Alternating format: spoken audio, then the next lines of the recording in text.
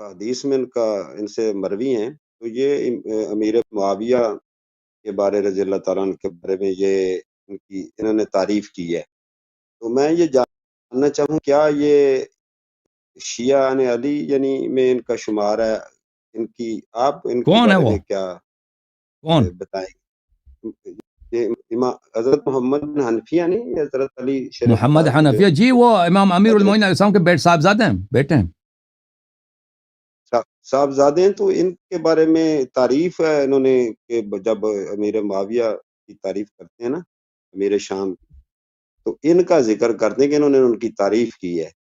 یہ ہمارے اہل سنت میں نا، تو مجھے نہیں معلوم. دیکھیں وہ کبھی معاویہ کے ساتھ راغب نہیں تھے، انہوں نے کبھی معاویہ کے ساتھ انہوں نے دوستی نہیں کیا. محمد حنفیہ نے، محمد حنفیہ بہت بہادر دلیر انسان تھے، اور وہ جنگوں میں ساتھ تھے امیر المؤمنین علیہ السلام کے، صفین میں، جمل میں معاویہ کے خلاف انہوں نے لڑے. ہاں، تو معاویہ جو تھا بہت بہت سیاستدان تھا، بہت ہی تیز آدمی تھا معاویہ، یعنی وہ بہت ہی چالاک تھا. تو کیونکہ امام حسن امام حسین علیہ السلام یہ معاویہ کے ایام میں زندہ تھے. امام حسن علیہ السلام کی شہادت ہے سنہ 49 کو، اور امام حسین علیہ السلام معاویہ کے بعد شہید ہوئے. تو ہو سکتا ہے معاویہ نے اس لیے تعریف کیا ہو کہ تاکہ ان کو اوپر چڑھایا جائے امام حسین علیہ السلام کے مقابلے میں، امام حسن علیہ السلام کے مقابلے میں.